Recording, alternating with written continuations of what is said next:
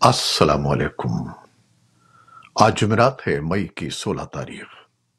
Voice of America Washington کی Urdu service سے میں ہوں خالد حمید، خبروں کے ایک بلیٹن کے ساتھ۔ ابھی تھوڑی دیر پہلے آپ سن رہے تھے عالمی عدالت انصاف میں جنوبی افریقہ کی درخواست پر کی جانے والی سماعت۔ اس درخواست میں جنوبی افریقہ نے اسرائیل پر نسل کشی کا الزام عائد کیا ہے۔ غزہ میں اسرائیل کی حالیہ کارروائیاں، رفح کی جانے والی تازہ ترین صورتحال پر بھی بات کی گئی ہے۔ جنوبی افریقہ کی جانب سے اس سماعت میں بات کرتے ہوئے وکلاء نے بین الاقوامی قانون کی خلاف ورزیوں کا حوالہ دیا ہے۔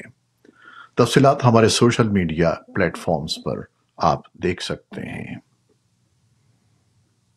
اور اب باقی خبریں۔ پاکستان میں سن 2020 سے اب تک غیر ملکی شہریوں کے خلاف عسکریت پسندوں کے 8 بڑے حملے رپورٹ ہوئے ہیں، اور اس حملے میں زیادہ تر چینیوں کو نشانہ بنایا گیا ہے۔ وزارت داخلہ نے قومی اسمبلی میں جمع کرائے گئے تحریری جواب میں کہا ہے کہ جنوری سن 2023 سے اب تک عسکریت پسندوں کے 2000 سے زائد حملوں میں قانون نافذ کرنے والے اداروں کے اہلکاروں سمیت کم از کم 1215 افراد جاں بحق اور سینکڑوں زخمی ہوئے ہیں۔ پاکستان کی وزارت داخلہ نے کہا کہ وہ غیر ملکی شہریوں کے تحفظ اور سلامتی کے پروٹوکول کا جائزہ لے رہی ہے اور دہشت گردی سے نمٹنے کے لیے قومی پالیسی تیار کر رہی ہے۔ بیجنگ میں دو طرفہ اسٹریٹجک ڈائیلاگ میں چین نے ایک بار پھر پاکستان کے ساتھ اپنے مضبوط تعلقات کو خوش آئند قرار دیا ہے۔ پاکستان کے نائب وزیر اعظم اور وزیر خارجہ اسحاق ڈار کے ہمراہ چین کے وزیر خارجہ وانگ یی نے ایک پریس کانفرنس میں کہا کہ پاکستان نے یقین دہانی کرائی ہے کہ وہ چینی انجینئروں پر حملے میں ملوث عناصر کو انصاف کے کٹہرے میں لانے کی ہر ممکن کوشش کرے گا۔ پریس کانفرنس میں پاکستان کے وزیر خارجہ اسحاق ڈار نے گفتگو کرتے ہوئے کہا کہ چین کے وزیر خارجہ وانگ یی سے بات چیت میں افغانستان کی صورتحال پر بھی تبادلہ خیال کیا گیا۔ سپریم کورٹ میں نیب ترامیم کیس میں انٹرا کورٹ اپیلوں پر سماعت کے دوران جمعرات کو سابق وزیر اعظم عمران خان ویڈیو لنک کے ذریعے پیش ہوئے۔ عمران خان گزشتہ برس اگست میں گرفتاری کے بعد پہلی مرتبہ سپریم کورٹ میں ویڈیو لنک کے ذریعے کسی کیس میں پیش ہوئے ہیں۔ تحریک انصاف کی جانب سے سابق وزیر اعظم عمران خان کی ایک تصویر بھی اپنے سوشل میڈیا اکاؤنٹ پر شیئر کی گئی ہے۔ سپریم کورٹ میں نیب ترامیم کیس پر انٹرا کورٹ اپیلوں کی گزشتہ سماعت براہ راست نشر کی گئی تھی، تاہم جمعرات کو ہونے والی سماعت یوٹیوب پر براہ راست نشر نہیں کی گئی۔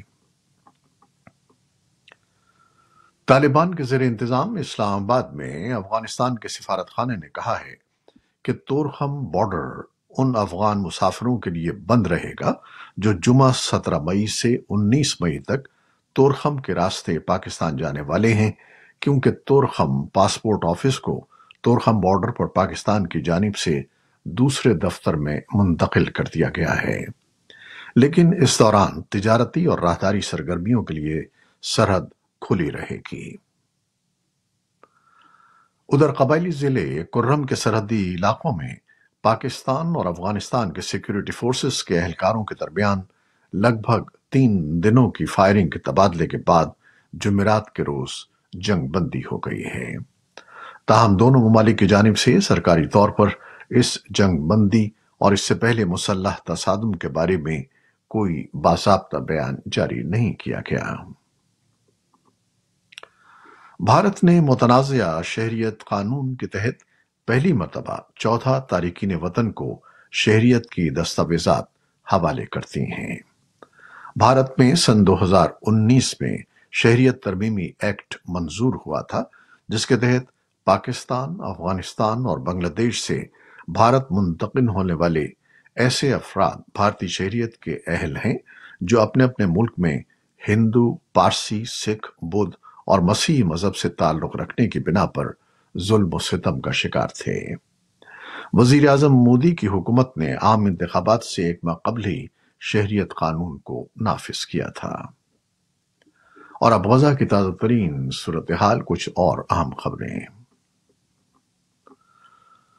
فلسطینی وزارت صحت نے جمعرات کو کہا کہ اسرائیلی فورسز نے شمال مغربی کنارے میں 3 فلسطینیوں کو ہلاک کر دیا ہے۔ اسرائیلی فوج نے فوری طور پر رد عمل کی درخواست کا جواب نہیں دیا۔ رام اللہ میں قائم وزارت نے کہا کہ تینوں افراد کی عمریں 30 سال سے کم تھیں اور وہ گزشتہ رات تل کرم شہر میں اسرائیلی فائرنگ سے مارے گئے۔ اسی اثنا میں عرب رہنما 33ویں عرب سربراہی اجلاس کے لیے جمعرات کو بحرین کے شہر منامہ پہنچے ہیں۔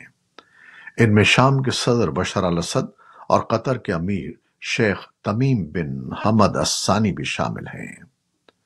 جمعرات کو سربراہان کے اجلاس سے قبل عرب وزرائے خارجہ منگل کو عرب لیگ کے وزارتی اجلاس کے لیے بحرین میں جمع ہوئے تھے۔ خبر رساں ادارے AFP کے مطابق فلسطینی صدر محمود عباس نے بحرین میں عرب لیگ کے سربراہی اجلاس سے خطاب کرتے ہوئے کہا کہ حماس نے 7 اکتوبر کو فلسطینی سرزمین سے حملہ کر کے اسرائیل کو غزہ میں جنگ چھیڑنے کا جواز دیا ہے۔ امریکی حکام نے بدھ کو کہا ہے کہ جب امریکہ ایک عارضی بندرگاہ کھول دے گا تو سینکڑوں ٹن امداد غزہ بھیجنے کے لیے تیار ہوگی۔ انہوں نے ایک اہم زمینی گزرگاہ کو دوبارہ کھولنے پر بھی زور دیا۔ مشرق وسطی میں کام کرنے والی امریکی سینٹرل کمانڈ کے deputy commander vice admiral Brad Cooper نے کہا کہ اس وقت ہمارے پاس سینکڑوں ٹن امداد ترسیل کے لیے تیار ہے اور ہزاروں ٹن امداد پائپ لائن میں ہے۔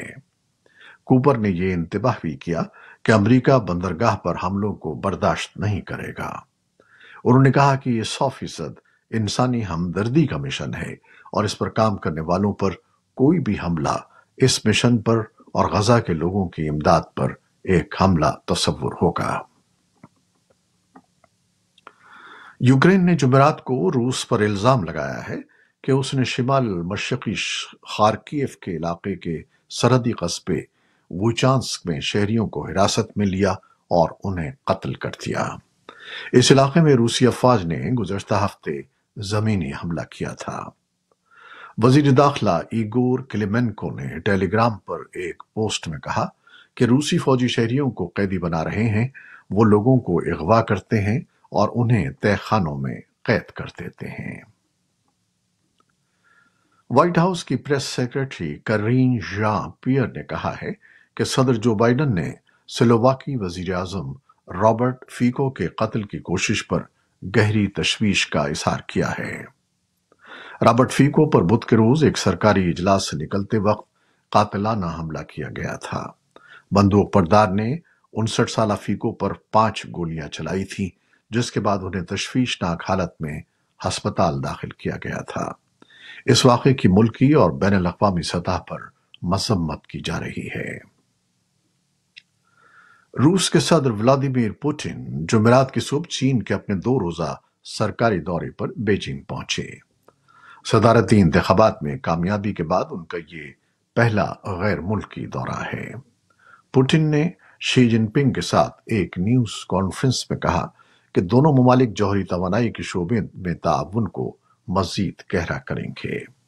پوٹن نے کہا کہ روسی سرکاری کمپنی روسٹام عوامی جمہوریہ چین کی سرزمین پر روسی ڈیزائن کے پاور یونٹ بنا رہی ہے اور ان کا کمیشن چینی معیشت کی توانائی کی فراہمی میں اہم کردار ادا کرے گا اور چینی کاروباری اداروں اور گھرانوں کو سستی اور صاف توانائی فراہم کرنے میں مدد دے گا۔ رواں برس 5 نومبر کو ہونے والے امریکی صدارتی انتخابات کی مہم کے دوران صدر جو بائیڈن اور ان کے متوقع ریپبلکن حریف سابق صدر ڈونلڈ ٹرمپ 2 مباحثوں میں ایک دوسرے کے مد مقابل ہوں گے۔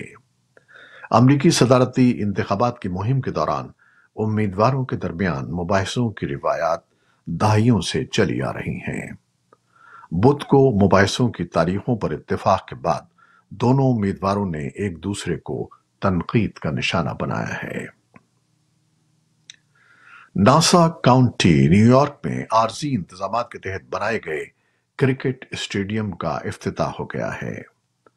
इंटरनेशनल क्रिकेट काउंसिल ने क्रिकेट की दुनिया में मुतार्रिफ होने वाले इस नए वेन्यू के खुलने और यहां भारत और पाकिस्तान जैसी टीमों के दरमियान बड़े मुकाबले के इनेकाद पर खुशी का इजहार किया है।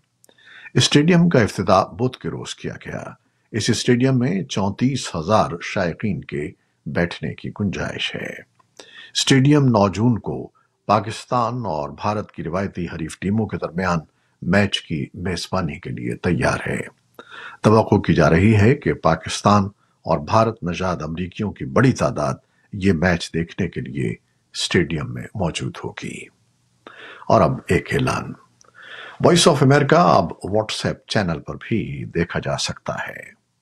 दिलचस्प खबरें, तज्जिए, तबसरे और वीडियोस देखने के लिए व्हाट्सएप पर VOA उर्दू के इस चैनल को फॉलो कीजिए। चैनल का लिंक हमारे फेसबुक पेज पर मौजूद है। ये थी वो खबरें जो फेसबुक लाइव पर हमने आपके लिए पेश की। हमारी वेबसाइट, यूट्यूब और पॉडकास्ट पर यह बुलेटिन आपके लिए पोस्ट कर दिया जाता है। आप हमारे बुलेटिन को शेयर करते हैं और अपने कमेंट्स में अपनी मोहब्बतों का इजहार करते हैं, जिसके लिए हम आपके बेहद ममनून हैं। अपनी इन मोहब्बतों, इन दुआओं को जारी रखिएगा।